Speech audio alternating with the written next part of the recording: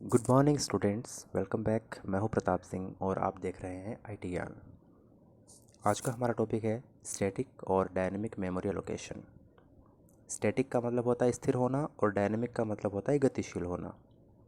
देखिए, run time और ये स्टैटिक और जो होता है ये कंपाइल टाइम में होता है, डायनेमिक होता है ये रन टाइम में होता है। मतलब जो भी हम आइडेंटिफायर बनाते हैं उस समय आइडेंटिफायर का टाइप हमने क्या रखा है, आइडेंटिफायर हमने कितने बनाए हैं, वो डिपेंड करता है कि हम कितने मेमोरी का एलोकेशन कर रहे हैं। स्टैटिक होता है जब प्रोग्राम हम लिखते हैं उस समय मेमोरी आवंटन करना, और डायनेमिक होता है रन टाइम में मेमोरी एलोकेशन करना। स्टैटिक मेमोरी का मतलब ये है कि थोड़ा इसमें टाइम, थोड़ी इसकी रनिंग टाइम में बचत करता है। अर्थात ये अगर हमें पहले से पता हो कि हमें कितने आइडेंटिफायर बनाने हैं तो उस समय हम रन टाइम में इसको बनाने से बच सकते हैं और मेमोरी आवंटन पहले ही कर देते हैं। अगर हमें पता ना हो तो हम जो मेमोरी का एलोकेशन है वो रन टाइम में करते हैं। जैसे कि प्रोग्राम देख पा रहे हो आप यहाँ पर, स्टार्ट करते हैं इसको। हैश इंक्लूड stdio.h और हैश इंक्लूड stdlib.h, दो हेडर फाइल्स हैं यहाँ पर, स्टैंडर्ड इनपुट आउटपुट की और स्टैंडर्ड लाइब्रेरी फंक्शन की। मेन फंक्शन में जब आते हैं, मेन फंक्शन में फर्स्ट कमेंट लाइन है static allocation example using integer array, कि यहाँ पर हम स्टैटिक मेमोरी एलोकेशन का एग्जाम्पल ले रहे हैं और वहाँ पर हमने एक इंटीजर एरे लिया है। जैसा कि आप देख पा रहे हो यहाँ पर, जब आप देख पा रहे हो ये इंट ARR लिखा है, तो ARR एक एरे है का नाम है, इंटीजर इसका टाइप है और 5 इसकी साइज है। इसके आगे कमेंट लाइन में बताया गया है, लिखा है स्टैटिक मेमोरी एलोकेशन, कि यहाँ पर इस पंक्ति में स्टैटिक मेमोरी एलोकेशन किया गया है। मेमोरी एलोकेटेड बिफोर एग्जीक्यूशन, तो मेमोरी का आवंटन है वो प्रोग्राम के एग्जीक्यूट होने अर्थात रन टाइम से पहले किया गया है। The size of array should be initialised, जब भी हम मेमोरी का आवंटन है वो कंपाइल टाइम में करते हैं तो उस समय हमें एरे की साइज़ देना ज़रूरी होता है।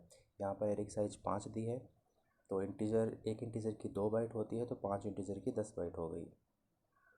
उसके बाद में ये जो हमारे द्वारा बनाया गया एरे है इसमें इनपुट करने के लिए हम फॉर लूप काम में लेते हैं। फॉर लूप है for int j equal 0, j less than 5, j plus plus, तो j की फर्स्ट वैल्यू जो इनिशलाइज है वो 0 है, लेस देन 5 मीन्स 4, तो 0 1 2 3 4, 4 यहाँ पर मतलब 5 टाइम्स लूप चलेगा हमारा।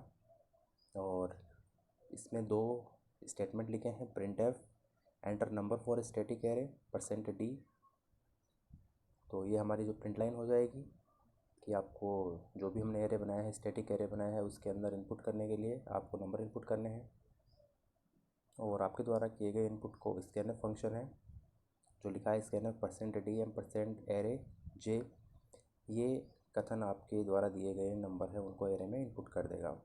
एक लाइन यहाँ पर लिखी है फॉर लूप के सामने, waste of memory can be occurred, कि मेमोरी का वेस्ट हो सकता है। इट मीन्स अगर आपने एरे की साइज़ यहाँ पर 5 दी है, अगर आपने इनपुट किया है सिर्फ 2 या 3 इसमें इनपुट किए हैं आपने, तो उस समय जो एक्स्ट्रा मेमोरी होगी वो वेस्ट चली जाएगी, उसमें आप दूसरा कुछ स्टोर नहीं कर सकते, वो मेमोरी फ्री नहीं रहती है।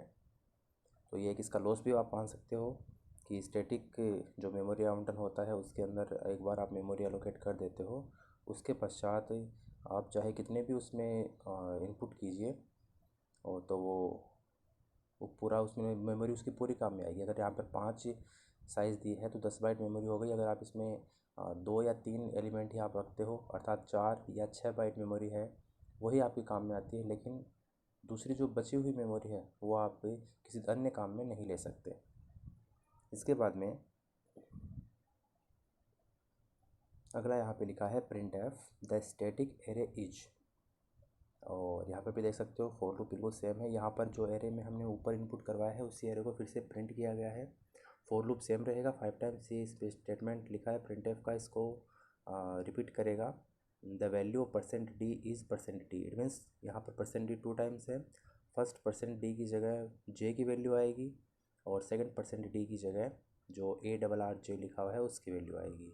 तो फर्स्ट वैल्यू इस फर्स्ट परसेंट डी की फर्स्ट वैल्यू रहेगी 0 1 2 3 4, और यहाँ पर ARRJ लिखा हुआ है।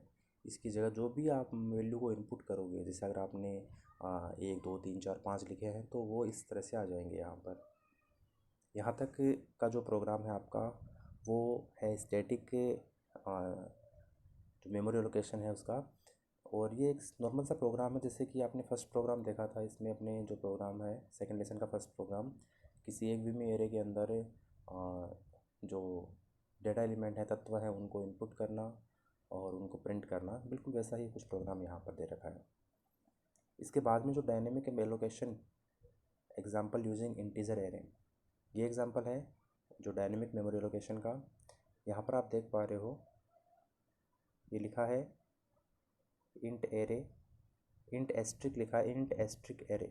तो यहाँ पर देखिए एरे की साइज़ कुछ नहीं दी है, एक पॉइंटर के रूप में एरे को दिखाया गया है। और उसके बाद में इंट एन आई, ये दो वेरिएबल्स हैं यहाँ पर इंटीजर टाइप के। फिर प्रिंटफ की लाइन प्रिंटफ बैकस्लैश एन, फिर डैश डैश डैश करके, और बैकस्लैश एन डायनेमिक एलोकेशन, ये प्रिंट किया गया है डायनेमिक एलोकेशन को। फिर प्रिंटफ से लिखा है enter the number of elements, बिल्कुल यहाँ पर भी ये तत्व है उनको इनपुट करवाया जा रहा है एरे के अंदर। यहाँ पर पूछ रहा है कि enter the number of elements, जैसे हमने पहले वाले प्रोग्राम के अंदर जो एरे है उसकी साइज़ 5 दी थी, तो उसमें मैंने रन टाइम उसको कंपाइल टाइम में लिख दिया था। यहाँ पर हमसे ये पूछा जा रहा है कि एरे की साइज़ कितनी होनी चाहिए, कितने एलिमेंट्स आप उसमें इनपुट करवाना चाहते हो, तो वो साइज़ हम यहाँ पर देंगे। तो यही जो काम है सबसे मेन यही यहाँ पर होगा कि रन टाइम के अंदर और मेमोरी का आवंटन होना। तो यहाँ पर पूछा जा रहा है हमसे कि कितने एलिमेंट्स आप चाहते हो, और जो एलिमेंट्स बनेंगे उनको आवंटन करना पड़ेगा मेमोरी का। तो यहाँ पे लिखा है array equal int asterisk malloc n asterisk size of int. तो ये जो लिखा है इसमें देखिए, एरे यहाँ पर हमने एक पॉइंटर बनाया था, जो नॉर्मली सबको पता है कि पॉइंटर है वो मेमोरी का रेफरेंस स्टोर करता है।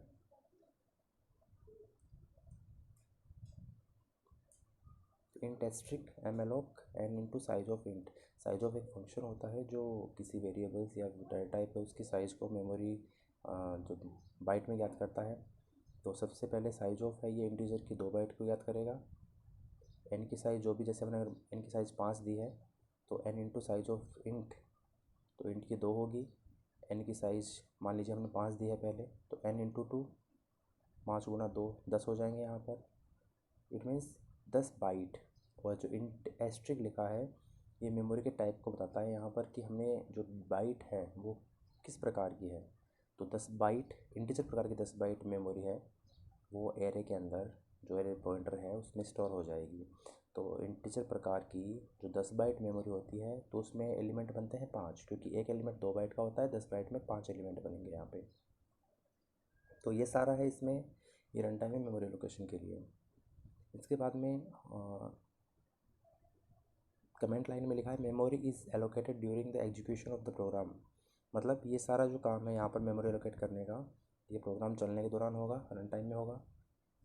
और फिर लिखा है लेस मेमोरी स्पेस रिक्वायर्ड, ये इसलिए लिखा है क्योंकि यहाँ पर मेमोरी की आवश्यकता कम होती है, अर्थात आप रन टाइम में फ़िक्स कर सकते हो कि आपको कितने एलिमेंट चाहिए। जितने एलिमेंट की आवश्यकता होती है उतनी मेमोरी हम बाइट्स में इसको स्टोर करने को देते हैं।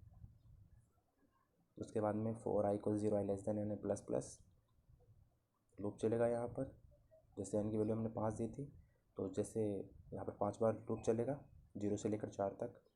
और printf enter number %d scanf %d m array, ये जो लाइन है यहाँ पर इतनी, इससे हम जो इनपुट है वो करेंगे, हमारे एलिमेंट्स के अंदर जो वैल्यू है वो देंगे। उसके बाद में प्रिंट एफ से द डायनेमिक एरे इज, ये लाइन प्रिंट होगी। और for i equal 0 i less than n i plus plus, बिल्कुल सेम लूप है। एरे तत्वों को प्रिंट करने के लिए लिखा है printf the value of %d is %d। ये एरे में जो इनपुट हमने किया है ऊपर, उन तत्वों को फिर से प्रिंट कर देगा। फिर print F size equal %d\n i, क्योंकि i की वैल्यू लास्ट हम देखते हैं यहाँ पर होती है 4, 0 से लेकर और n तक होती है 4, तो साइज इक्वल 4 प्रिंट करेगा। सिस्टम पोज लिखा है, तो देखिए सी लैंग्वेज के अंदर सिस्टम फंक्शन होता है, ये एक दूसरे जो सिस्टम ऑपरेटिंग सिस्टम की जो कमांड होती है उनको रन करने के लिए किया जाता है। तो सिस्टम पोज से हम जो ऑपरेटिंग सिस्टम की पोज कमांड है वो यहाँ पर काम करेगी। रिटर्न 0 है, ये इसलिए लिखा है क्योंकि हमने जो मेन फंक्शन है उसके पहले इंटीजर या ऐसे कुछ रिटर्न टाइप लिखा होगा, इसलिए रिटर्न 0 उससे वैल्यू को रिटर्न करने के लिए।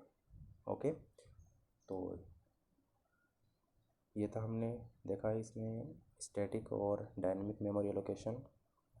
इसके रिगार्ड्स अगर कुछ आपकी क्वेश्चंस हों तो आप कमेंट बॉक्स में लिखिए। Thank you.